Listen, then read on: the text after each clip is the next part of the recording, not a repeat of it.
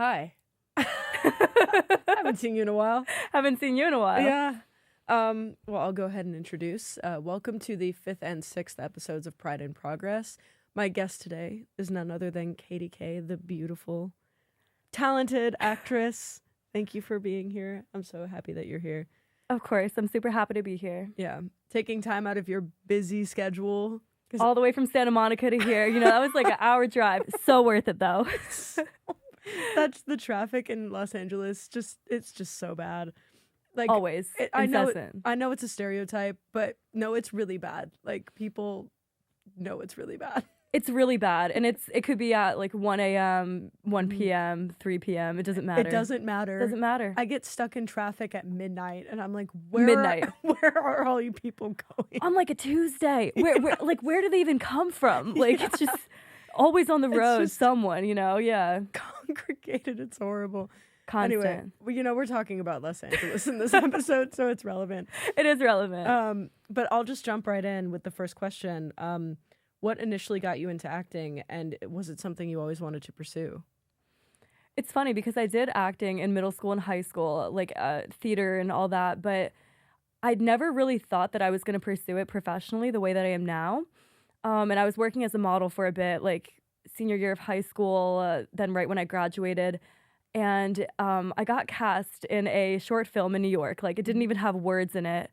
But I was like, you know, I'm going to do this thing. I've never even really held like a film script. I show up on set and they're like, okay, so now your husband is going to die. And I'll never forget that moment. Yeah. Like it was, I fell in love. I was like, I can just pretend all these things. And I was not taking it very seriously. Like back then, it was just something I fell in love with and started doing. And I feel like over time it became a career, but I didn't have this like plan for it. I just sort of like stumbled into it. Isn't that kind of how it happens? I feel like a lot of things in life happen that way. It's very unexpected. And it's the best. Yeah. The universe just throws something at you. This is technical, but when you're acting, do you pull from personal experiences or do you create an entire new person? That's a good question.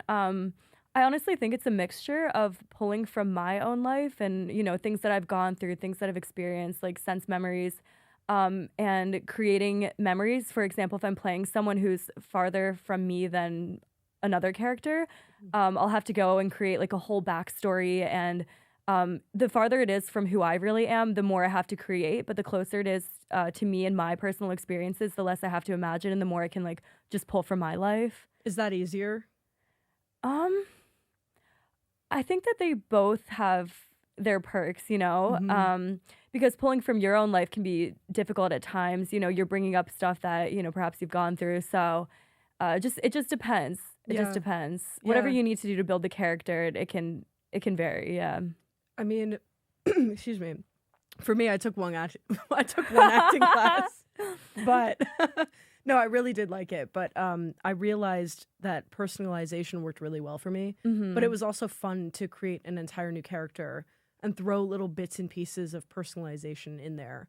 Right. Yeah. Like I often like mix the two. You know, I'll make up some memories and then use maybe. Say it's something about a relationship, like the scene is about a relationship. I'll take a relationship that I've been in and use memories or feelings from it and infuse them into the scene. But then with the scene, like I'll make up that relationship and like, who is this person? When did we meet? So all that will be imaginary. Oh, that's interesting. So like a little mix. Yeah. A little mix. Do you create a past for your character? I do. Yeah. I like being very detailed too. Like, you know, what's my mom's name or what's my favorite color? Sometimes I'll write like in character journal entries or I'll drive somewhere that I think the character would go and I'll just sit there and like really feel it. That's really cool. Method. Is that method? Yeah. You know, it's funny. I went to acting school and a lot of it was Meisner training, but I think that I've over time developed my own method and it's just kind of like the Katie method. I don't know how to qualify it, but it works for me. Honestly, whatever works for you. Whatever works for you, yeah. That goes for any career, whatever works for you. I'm also the type of person that likes to work smarter and not harder. And it sounds like writing and journal entries, and it's just a very smart thing to do to build that character, yeah. Yeah, work smarter, not harder. Whatever you have to do to like feel it. And I think each person finds their own way of doing that. So yeah. Yeah, exactly. Cool. Is there a specific instance that happened on set where you thought to yourself, this is going to change my outlook on the entertainment industry and my work as an actress? Oh, that's good. I've done a lot of thriller, horror, drama, and a lot of the places that you go are very intense and, you know, highly emotional and can feel jarring to like your nervous system. So I feel like over time I've learned how to go to that place, but also come out of it. So it's not like necessarily one specific instance on set. It's just been like doing a lot of those kind of roles has taught me that, you know, it's equally important to release it at the end of the day or to, you know, shake it off at the end of like a very emotional scene and come back to yourself. Yeah, that seems like it would be important in those types of instances. Because I feel like even though it's fake, it could be very traumatic, or it could pull at a traumatic experience that you've had. Right. Like I'm really like, I love thinking about like the body and mind connection. And I feel like, you know, your body feels things like very viscerally, whether that's a scene or something that's like happening to you in a real moment. So I think it's very important to like shake it out of your body afterwards, because your body's like feeling those things. Yeah, that makes sense. Do you have a role model in acting, someone that you look up to? Oh, I have a lot of actresses who I absolutely love. Viola Davis, love. Jessica Chastain. Honestly, like anybody who has put the years into studying the craft of acting. And, you know, has understood that this isn't like a quick path. I read a lot of their biographies and I'm like, you know, look, they did theater for like years and years and studied and trained before they were in any like large, you know, blockbuster films. So women like that. That's really cool. So someone that's done their homework. And put their years in. Like everyone says LA is a 10-year town, and over time I've learned that like it's not, no amount of success happens overnight. You have to like really put the work and the years into it. Yeah, I feel like that goes for everything too, especially the entertainment industry. Yeah. You have to start really humble and very small. You have to start humble and small. It's like, it's funny because it's this like juxtaposition of starting humble and small, but also like believing in yourself and your potential to get to the levels that you want to get to. Yeah. Do you feel like you almost have to be a little delusional? Absolutely. I am a full believer in being delusional. Like, be delusional. Like, you have to believe in yourself 100%. Yeah. More before anybody else believes in you. For sure. That's so true. Yeah, like delusional. I talk about this with my friend all the time because he's like, no, I'm going to be this and I'm going to be that.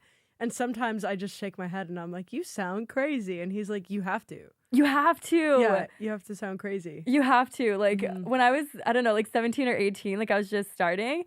And, or maybe even younger. I remember I had a friend and I was like, girl, I'm going to set. Like, I'm going to shoot this thing. And she's like, what do you mean set? And I'm like, no, I'm going to set. And I don't care what it was. I don't even remember what I was going to set for. But I like always felt like, you know, you have to embody what you want to become. Yeah. Yeah. I love that. I love that you said that. That's so true. No, it's like, you're like, I am this thing. I was just talking about this with Jenna, but have you read Atomic Habits? Yes, I've not the whole thing, but I've read chapters of it. Yeah, I listened to it on audiobook because I'm sick. I'm like restless. I can't sit down and actually read. But they were talking about that exact thing. You have to embody what you want to become, and then when something becomes part of your identity, then you want to continue practicing that particular thing. Oh my God, 100%. Yeah. I love that I referenced the exact same book and the exact same section, but it just really resonated with me. I was like, wow, you really have to allow something to become part of you in order to continue on that path. You have to step into it. That's honestly something that I, like a thought I had the other day, yesterday. The other day, it was like, you know, I was even gonna write, like, I like writing little inspirational, like, Instagram stories, and I was gonna write, like, you have to believe in and see, like, the bigger picture, and other people won't see the bigger picture. They'll just see you as you are now, but you see, like, you zoom out and you see yourself in like 1 year, 5 years, and you know who you're going to be, and like really keep that inside of you, no matter who sees it or doesn't. Yeah, it doesn't matter what other people think. Absolutely. Especially when it comes to pursuing a big dream like becoming an actress. Yeah, like anything artistic. A lot of people will say, you know, they'll give you 1.5 million reasons why you can't do it, and you have to believe that you'll do it despite all of those things. Yeah. And then it gives you something to prove. Something to prove, like a fire. Yeah. It kind of lights a fire under your ass. Absolutely. Yeah. I feel that. When you're a kid, or at least when I was a kid, I played a ton of sports. And my dad used to say in softball, yes, I played softball. It's fine. It's okay. I played soccer. See, we're just walking stereotypes. Absolutely. Yeah. But I played softball. But my dad always used to say, if you can envision yourself hitting the ball exactly where it needs to go, then you will. And every single time I did that, I swear I hit it exactly where I thought it was going to go.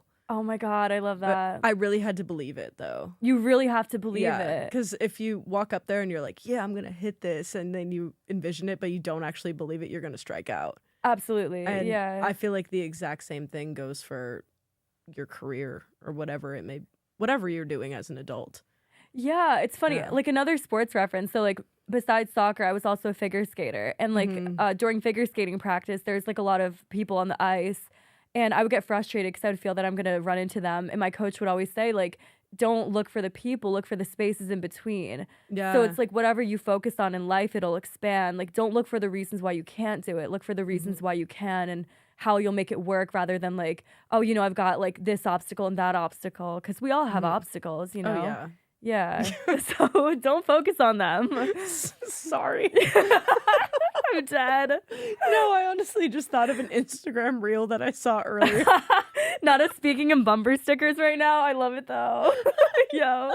I know. Oh, this is such a side note, but my mom used to hate it when I drove on the 5 because there were so many trucks. Oh my God, my mom's scared of trucks too. Yeah. She's like, they're gonna hit me. I'm like, Mom, you're fine. Yeah. You're fine. But every single time I got on the 5, she was like, just be wary of those trucks. And I would always be like, yeah, no, it's fine. It's totally okay. And then I'd get in my car and be like, this is terrifying. Actually, this is terrifying. No, it's She was scary. not kidding. Yeah.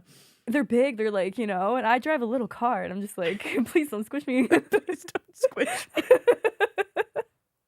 Oh, God. Honestly, that's like a metaphor for like living in LA. Like, just like, please don't squish me. Yo. Like, you're like, okay, I've got this. Oh my God. Yo, that is hilarious. That is a I'm gonna get that tattoo. Yes, absolutely. Like, please don't squish me, like begging, you know?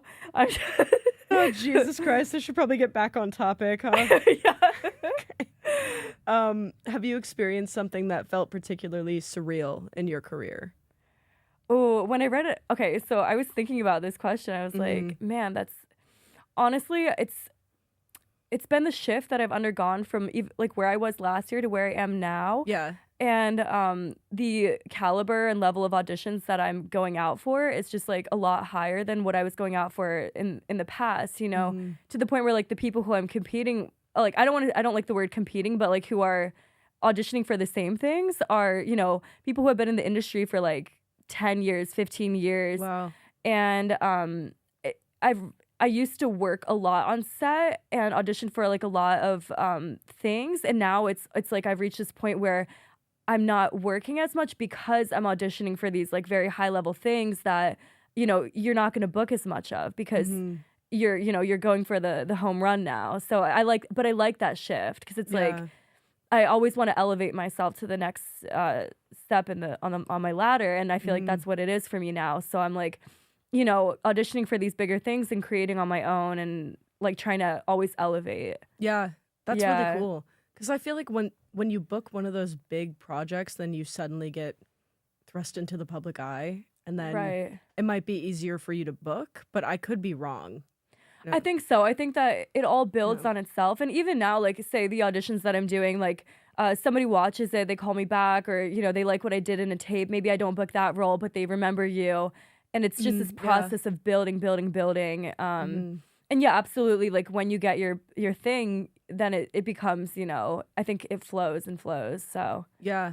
Yeah, Yeah. that's really cool because I feel like eventually when you hit a certain point as an actor or an actress, you don't have to audition anymore, right? They just call you in. I think it depends. Honestly, I can't speak too much on that, but Mhm. I think it can go. I think it depends on like the director. If they already Yeah. have somebody in mind for it and they want to offer it to them. Mhm. Or if the director's not sure what direction they're going to go in and they want to do reads. I think it just depends, honestly. Yeah. Mm. Okay, that makes sense. But I think there is like I think that a lot of big actors, you'd be surprised, they do still audition. Oh, yeah. Yeah. Like just because sometimes directors want to see like their takes on things and Mhm. aren't sure what exactly they're looking for yet. Yeah, So that makes sense. yeah, Did you saw Dune Part 2, right? I did. Oh my God. That was one of the best movies I've ever seen. Oh my Straight gosh, up. amazing! Yeah. I sat like in almost the front row in IMAX because it Yeah. was almost all sold out, Yeah. and it was like an early screening, and I was just sitting there like mouth open, like Mesmerized. mesmerized, like visually stunning film. Yeah, it was stunning.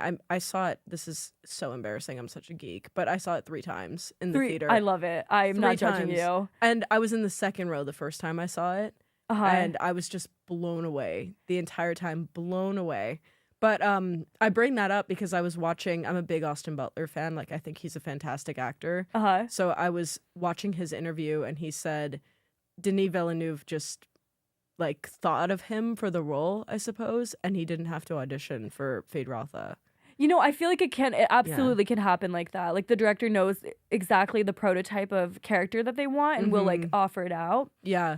Yeah, like I even have a couple of directors I'm working with now who are like we're collaborating on scripts and they're like, okay, Katie, we could see you doing this. Like, let's put you in here. And that's always nice because they're like they know who you are deeply and they're thinking of you the same way he probably was thinking of Austin Butler and knew that he had the capabilities to play that character. Yeah, exactly. I think they met up for coffee and then the next day he was like, "Do you want to join Dune?" Can you imagine being that type of person? Just like, yeah.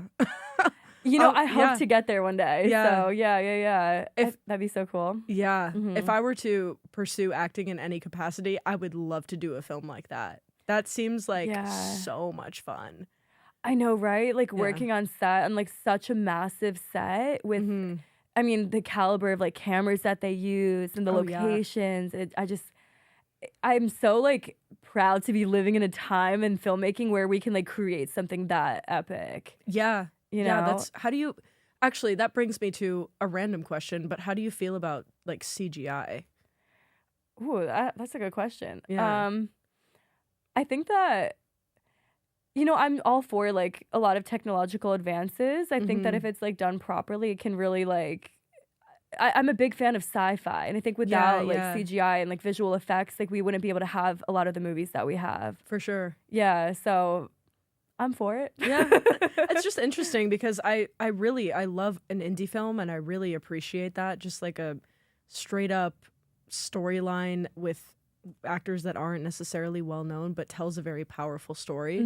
But at the same time, I'm so mesmerized by movies like Dune or Star Wars, and that was in the 70s. So God, Absolutely. I'm really outing myself as a nerd.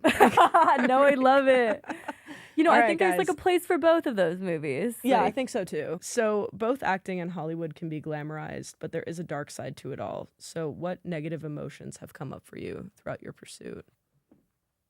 oh, that's a good question. I think it just comes back to what we talked about earlier, where like learning how to take care of yourself after doing roles that are, for example, in like the horror genre or, a victim of like a crime, and it feels very visceral and very real. So I'm honestly still learning my process of releasing it afterwards. Yeah. So I think that, and I think that's something they don't teach you when you're studying acting is like they teach you how to go there, but not necessarily how to like shake it off. I mean, some schools do, but some don't. So I think that's a really important thing to like learn as an actor. It's like your process of creation and then release. Yeah, that's so true.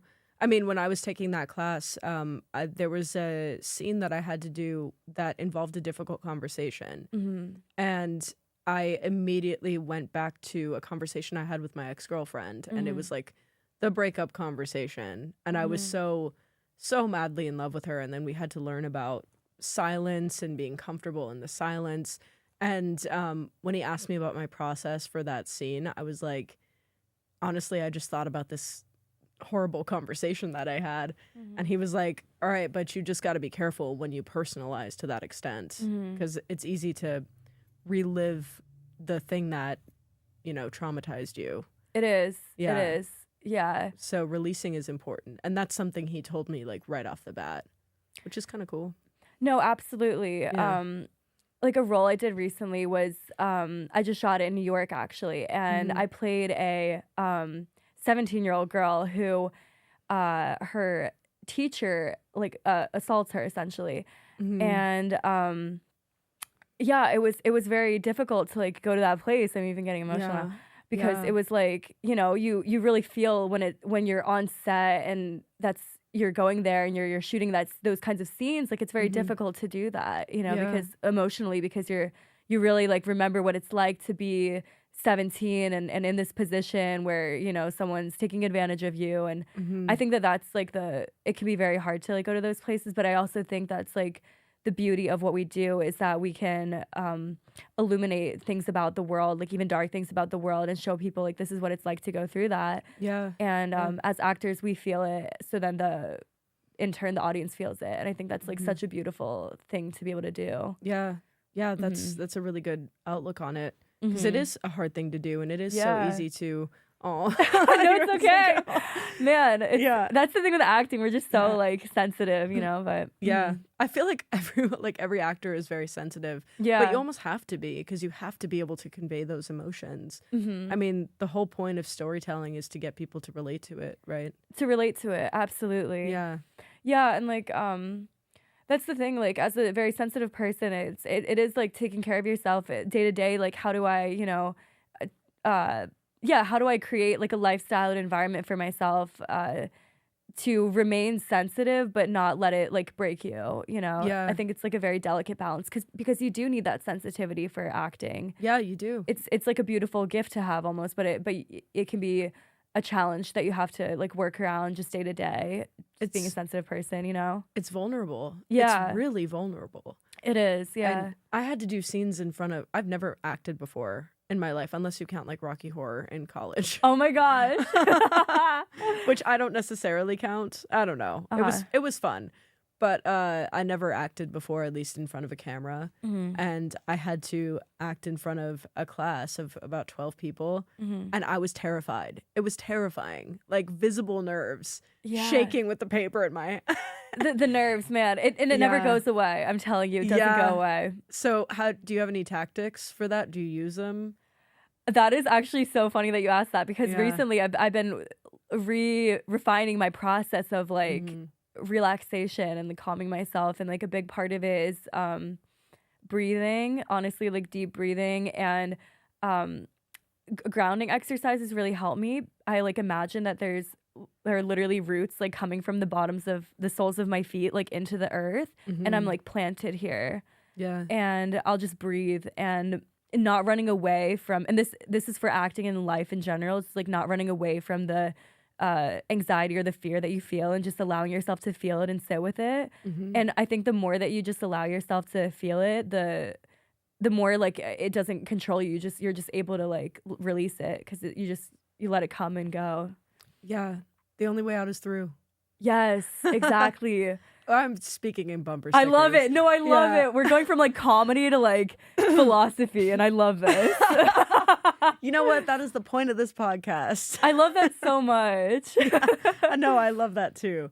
But it's true. I mean, even in situations like that, you have to just, I mean, what I did was I just tried to use them to my benefit. Like sometimes I had to play really angry, and the nerves helped with that. It activates, like anxiety is a very activating feling. Like you feel like, you know, and ready. Yeah. Yeah. Yeah, exactly. I was actually just about to ask you. You like predicted my next question. No way. Yeah. Psychics. But I was just about to ask you if you had any day-to-day practices that kind of help with your mental health throughout this, you know, pursuing a career that's really difficult. Oh, I say this and I need to do it more. Meditation, yoga, and oh my gosh, recently I've fallen in love with kickboxing and Muay Thai. Oh yeah, I've been seeing that on Great. your stories. Yes. Yeah, I'm like, she looks good. She looks good. Oh my gosh. No, there's like so many benefits to it, man. It's like mentally, physically, and you just like let it go. You just get it out, you know? Yeah. No, shout out to Rumble Boxing because I'm obsessed with it. And it is so not sponsored. Not sponsored. Not sponsored. Maybe eventually. Yes, eventually sponsored. Let's manifest. Yeah. Listen, I'll just take a free class, okay? Because I've spent so much money there. But no, I love it. It's so addicting, and you can just get all of the anxieties and the anger just comes out. And it's such a release. It's so good for my mental health. I need Absolutely. that shit. I need it too, man. Yeah. I need it. I need like like boxing, running, things like that just like you're breathing, you're like sweating. It feels like all the energy is like coursing through your body and it can escape. You know, I feel like that's like a big part of my like day-to-day practice is just like how can I let what's inside me out? Like how can it be released? Pretty much, you know? Yeah, it's kind of the only thing you can do. I mean, my therapist told me this, but she was like, when you can't get out of your head, get into your body. Oh, yeah. I like that. So that can be done with breathing exercises, meditation, exercise. My go-to is exercise. Exercise, me too. Yeah, that's the only way I can release everything that's going on up here. Like, especially when my mom first passed away, the first thing I did, like a psycho, the first thing I did was drive to the gym. Oh my gosh, man. And my sister was like, "Are you okay?" I was like, "No, no." Yeah, it was almost like what's autopilot. I just drove there, and I was there for I don't know 2.5 hours. It was the only thing I could do, right? And the only way I felt like I could control the situation, but really it just got me out of my head and into my body, so everything sort of releases. Yeah. This is gonna sound a little gross, but I almost feel like the sweat is like a release. It is. It absolutely is. Yeah. I feel like any like exercise is like so healing for anything you're going through. I 100% believe in it. Like Pilates is big for me too because I think that if you go through something that's like quite traumatic sometimes, like you can start to dissociate from your own body. So anything that gets you back into it, and it can be difficult to like feel those things after you go through something, like and I think that sometimes like your coping mechanism is to escape, but then if you can get back in your body so that you can then feel those things and release them, I think it's really valuable. Yeah, I think so too. Yeah. There's really nothing else I do. I know I should meditate more. People Me too. have been telling me to too. meditate more. And I'm so, I have the monkey brain, so it's really hard for me to do that. And, Same. Ironically, they're like, that's going to help the monkey brain. You're like, but it's a catch-22. Yeah. Like, I'm stuck. I'm caught between a rock and a hard place. I don't know. Right. I'm trying though. I'm trying. Because I know it's good, like for, even focus, like to work that muscle. And I try not to watch too many like short videos anymore because I feel like that like messes with my focus, and that's a really important tool as like an actor. So I'm like more meditation, like less distractions, Yeah. I feel like a lot of actors do that. I don't really see a lot of actors that are active on social media unless they have a social media manager. Right, like a brand of theirs. Yeah. A lot of them do. Actually, Jessica Chastain does. I worked with her a lot when I was working at Showtime. Oh my gosh, so cool. Okay. Yeah. So, and she's like a social media manager? Yeah. Oh, okay. It's what a life. Because you just follow them around, essentially. Right. Capturing all this content, which I thought I was going to do that for a little while because I am a social media manager. But I don't know. I feel like that would be difficult. Following a celebrity around like that. Right? Yeah. But you're right about the short form video distractions. It's like this, it is like sort of a catch-22 because you want to have a social media presence. And I'm pretty active on Instagram, but I found that like anything that I need to separate like acting and social media. I think there's like a bit of there is a difference there because acting is like a craft of itself, and then social media is like a way that, to brand yourself and to be a portfolio. Yeah. But I found like if I really spend too much time there, I just get sucked in and I'm like scrolling, and it's hard to stop, you know? Yeah, it's hard to stop, especially when you open TikTok. Yeah, that's true. That one. Yep.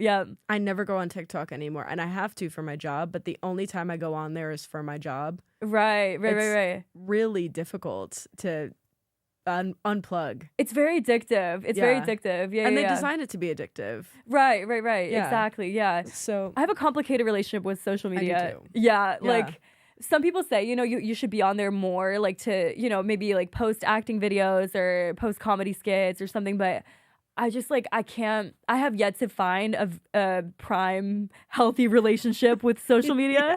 So for now I'm like Instagram it is. Like I've got my thing, Yeah, sometimes you just need to focus on one platform. Yes, And my relationship with social media is very complicated because I work in it. I need it, especially for this. Like I need it.